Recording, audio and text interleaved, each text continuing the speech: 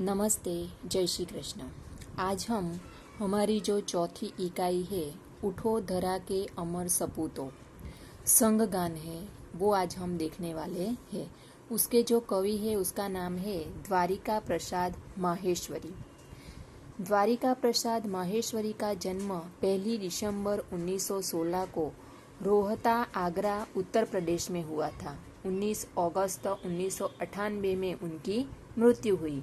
उनके 6 काव्य संग्रह और 2 खंड काव्य, 26 बाल साहित्य, 3 कहानी संग्रह तथा अन्य साहित्य भी प्रकाशित थे। इतना ऊंचा उठो, उठो धरा के अमर सपूतों, कौन सिखाता है चिड़िया को। चंदा मामा आ पुनः नया निर्माण करो। यह वसंत ऋतु, हम सब सुमन एक उपवन के, उनकी प्रसिद्ध कृतियां है।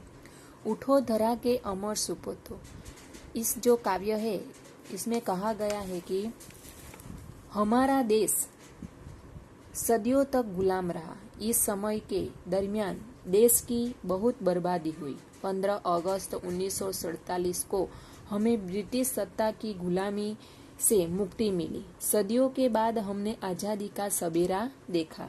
यह कविता उसी समय की रचना है। इसमें कवि ने देश के सपूतों से देश का नव निर्माण करने के लिए कहा है। हमारा भी अभी जो समय चल रहा है वो भी ऐसा ही है। हमारा देश है जो उसे विकसित करना है, इसीलिए हमें आत्मनिर्भर बनना है। इस तरह इस काव्य में भी जब हमारा देश गुलामी में से आज़ाद हुआ था तब हमें हमारे देश को नव निर्माण करना था। यानी कि युवानों को, जो युवान है उसे कवि ने कहा है कि तुम उठो और अपने देश को आगे बढ़ाओ। प्रस्तुत काव्य में प्रकृति के तत्वों से प्रेरणा लेकर अपने गान का उपयोग कर देश के सपूतों को नव निर्माण करने का संदेश दिया है। तो आज हम ये काव्य देखने वाले हैं। तो सबसे पहले हम ये जो काव्य है उसका गान देखेंगे। आपको ध्यान से वो सुनना है।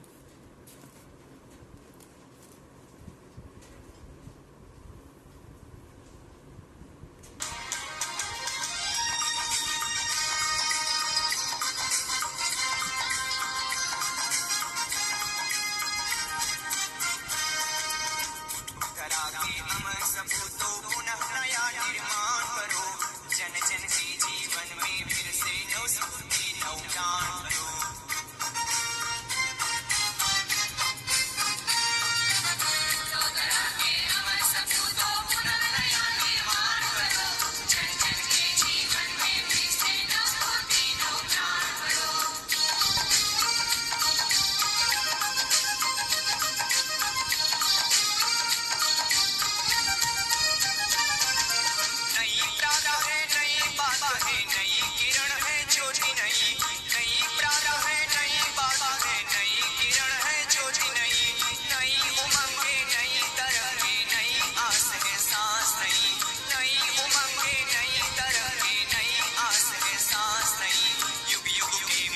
सपनों में नई नई मुस्कान करो।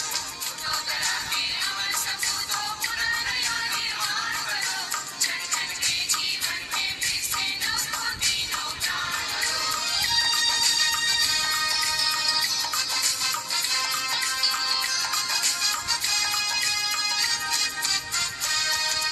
डाल डाल पर बैठ बेहद कुछ नए स्वरों में गाते हैं। डाल डाल पर बैठ बेहद कुछ नए स्वरों में गाते हैं। गुन गुन गुन गुन करते मोरे मस्त उधर मंडराते हैं। गुन गुन गुन गुन करते मोरे मस्त उधर मंडराते हैं। नवयुग की नूतन वीणा में नया राग नवगान करो।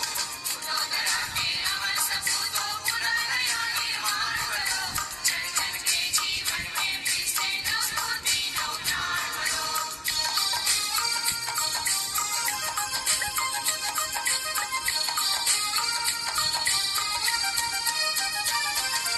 गली गली खिल रही इधर वह फूल फूल मुस्काया है। गली गली खिल रही इधर वह फूल फूल मुस्काया है। धरती माँ की आज हो रही नई सुनहरी काया है। धरती माँ की आज हो रही नई सुनहरी काया है। नूतन मंगलमय ध्वनियों से गुंजित जग उद्यान करो।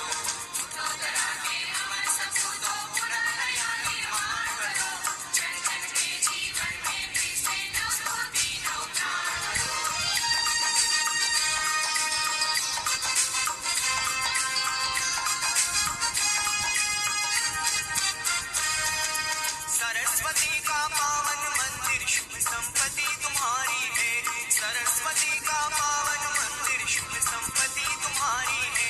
तुम में से हर बालक इसका रक्षक और पुजारी है, तुम में से हर बालक इसका रक्षक और पुजारी है।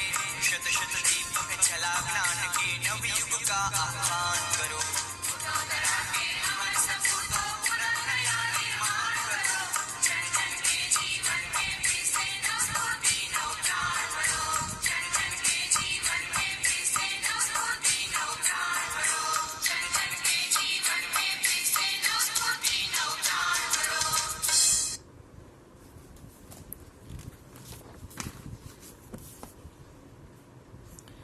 हमने ये पूरा गाना सुन लिया। आपको भी गाना सुनने में अच्छा लगा होगा।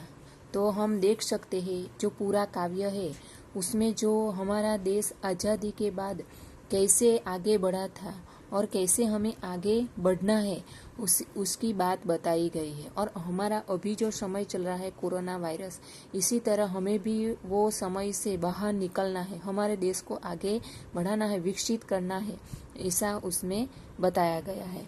तो आज हमें भी इस काव्य से कई सारी प्रेरणा मिलने वाली है।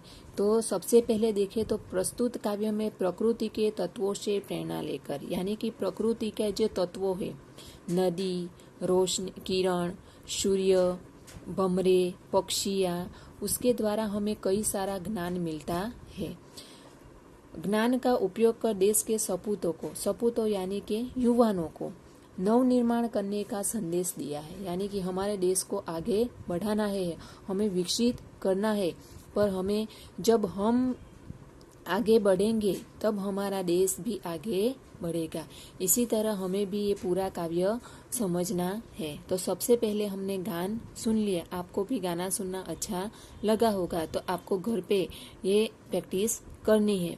और हम अगले वीडियो में देखेंगे जो हमारा काव्य है उसकी समझूती, और जो गान है यानी कि काव्य है उसमें क्या कहा गया है, हमें कैसे आगे बढ़ना है, कैसे हमारे देश का नवनिर्माण करना है, उसके बारे में हम देखेंगे। आज हम यहाँ तक देखते हैं। अस्तु।